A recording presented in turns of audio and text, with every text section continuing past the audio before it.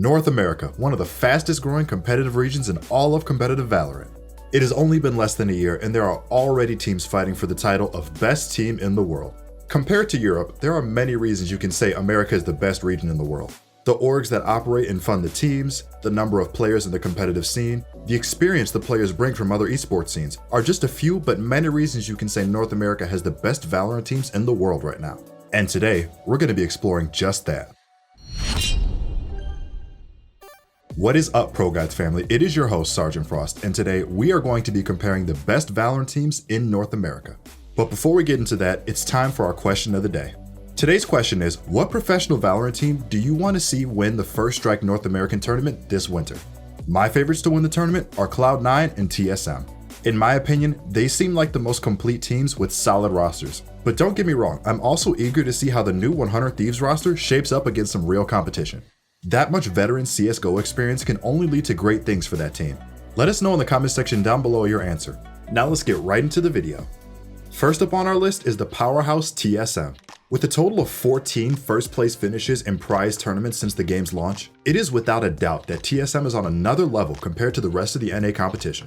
The constant high levels of achievement in game is nothing to be scoffed at despite the rising level of competition that TSM have recently faced. And if we're going to talk about TSM dominating their competition, then we have to bring up the main engine behind their success, Wardell. Wardell is the heart and soul in this TSM roster, and when he is playing at his best, he is the engine behind this team's success. TSM is more than just the Wardell show though. With a supporting cast of Hazed, Subroza, Cutler, and Drone, TSM is a scary force in the Valorant pro scene that not many teams want to deal with. The core three players of Subroza, Drone, and Wardell is what makes TSM so difficult to deal with in the first place. All three of these players either AWP or entry frag for the team.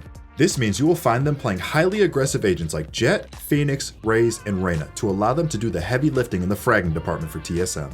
But before we stop talking about TSM, we have to give credit to the support and role players at TSM, Hazed and Cutler. These two players might be in their 30s, but the competitive FPS experience and veteran leadership that they bring to this team is invaluable in leading TSM towards success in the future.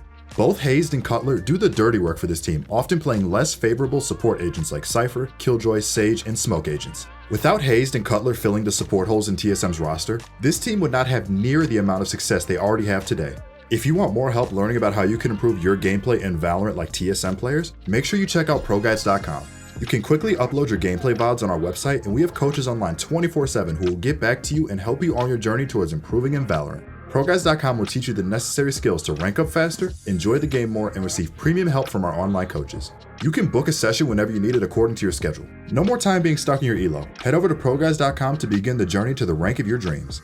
Next up on our list of NA powerhouses is Cloud9. Cloud9 are an interesting bunch to say the least. It's no secret that the main man behind the success of this team is TenZ. TenZ is the #1 player in ranked NA, and soon he hopes to solidify himself as the uncontested #1 player in the world at the end of this year. While TenZ has been the main player doing most of the heavy lifting and fragging for this squad, we would be doing you guys a disservice to not bring up his teammates. Relix, Mitch, Shinobi, and Vice have all improved as overall players over the course of the competitive season. Relix and Mitch have stepped up as legit fragging threats as the year went on. This helped Cloud9 to threaten and win more maps off of much more competitive teams with rounded out rosters. Shinobi and Vice are the late additions to this roster, as they found their place on Cloud9 more than halfway through the competitive season after July. But that hasn't stopped this team from meshing and finding their footing as a threat to the top 5 spots in the Valorant North America region. While TenZ and Mitch are flying across the map making highlight reel plays on Jett and Reyna, Shinobi and Vice have been the bedrock of this team playing the support and Sentinel characters for this roster. Cloud9 lacked consistency to start the year because they were still figuring out their last roster spots and who would play what roles in game. When you have Mitch and Relix stepping up as entry frags and Shinobi and Vice locking down the map on Sentinels, and then you top it off with TenZ leading this team into battle, it's pretty hard not to root for this underdog Cloud9 squad. After watching the original roster flop in front of our very eyes earlier this year, I have nothing but high praises to sing for the new 100 Thieves roster. You can see that 100 Thieves have learned from their previous mistakes from building their first roster, as they did not make those same mistakes the second time around. This time around, they prioritized veteran leadership first and paired it with high-impact young fragging power to round out the roster. It was big news after Nitro revealed that he would be stepping down from competitive CSGO on the Team Liquid roster and would be making the move over to Valorant. This was the first sign of real Tier 1 CSGO talent taking a chance on Valorant, and it wasn't long before this announcement that 100 Thieves began their tactical rebuild of their Valorant roster. They started off the rebuild right by snagging Nitro off the market to pair with their IGL Hiko.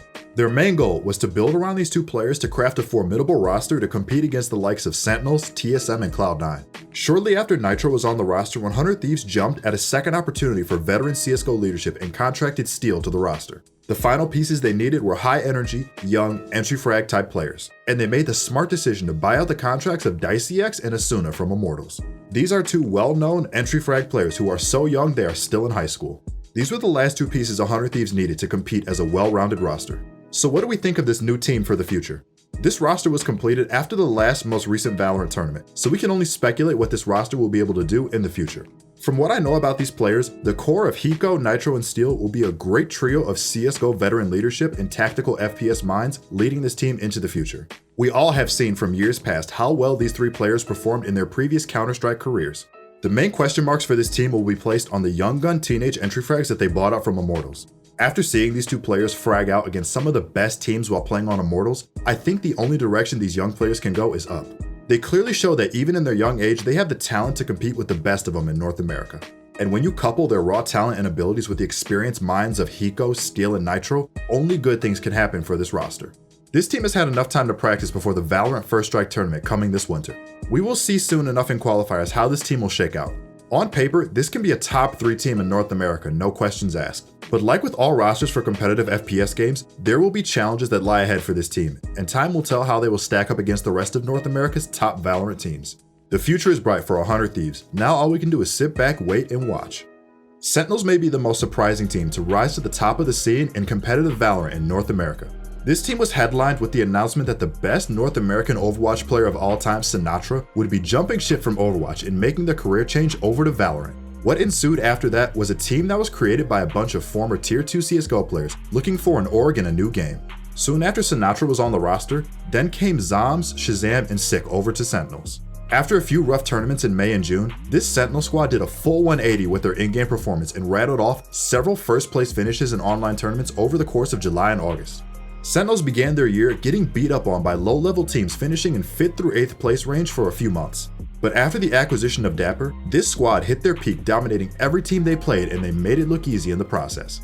4 first-place finishes and 1 second-place finish in less than 2 months is nothing to turn a blind eye to. And these tournament wins were solidified by taking down some of the best teams in North America, including TSM, Cloud9, Immortals, Homeless, Envy, and Dignitas, to name a few. The veteran leadership on this team is immense, as every player on the Sentinels roster have had a previous career in either Counter-Strike or Overwatch. None of these players are new to making deep runs in tournaments or facing stiff competition when money is on the line. Right now, Sentinels is technically the best team in North America, as they finished in first place and won the Pop Flash Invitational in August. We will see moving into the future if they can hold on to that #1 spot, as the Valorant First Strike tournament is soon approaching. And trust me, after the success that these guys have had, there will be several teams looking for revenge in the future.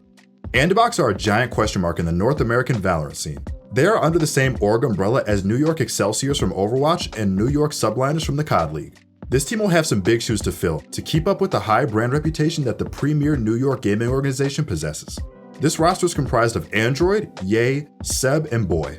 All of these players are former pro and semi-pro CSGO players, with the exception of Poach, who was previously a Fortnite pro before making the jump to Valorant.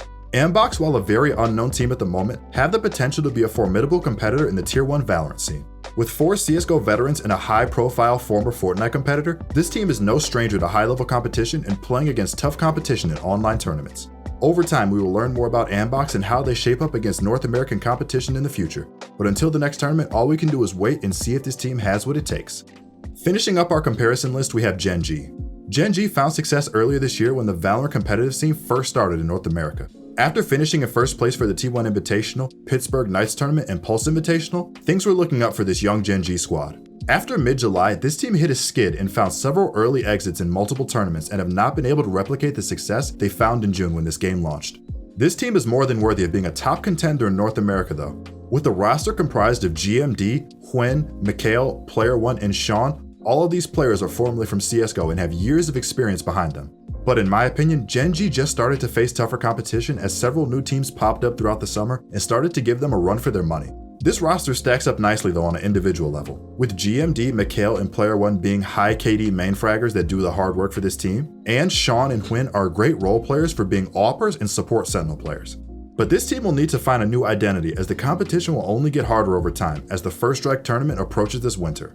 Trust me, this team is more than capable of being top 10, if not top 5 on a good day in NA. The only thing holding this team back from their success they saw earlier this year is themselves. Now it's time for our final opinion on who we think is the best team in North America at the moment. If we have to give the number 1 spot to a team at the moment, it has to go to the reigning champion Sentinels. This team was too consistent when playing in tournaments this summer, and it shows as they came in first in the Pop Flash tournament. Rest assured, going into the First Strike tournament, Sentinels will be facing much stiffer competition as teams have had several months now to prepare for them and solidify the holes they previously had in their rosters. Sentinels may still be considered the best team in North America by many, but soon they will be challenged by more than worthy competition for that number 1 spot. TSM, Cloud9, GENG, 100 Thieves, and Andbox are very formidable foes for challenging this number 1 spot. But if North America Valorant has taught us anything over the past few months, any team can show up on tournament weekend and blow away the competition and solidify themselves as the newest kings in North America. Well everyone, that's all we have for comparing the best Valorant teams in North America at the moment. If you liked the video, then be sure to drop a like and consider subscribing if you enjoyed the content. We upload new videos just like this one every single day, and the best way to stay notified of that is by ringing that notification bell. And don't forget to check out ProGuides.com to gain some access to some truly amazing coaching. Remember to stay safe out there, and I'll see you all again very soon.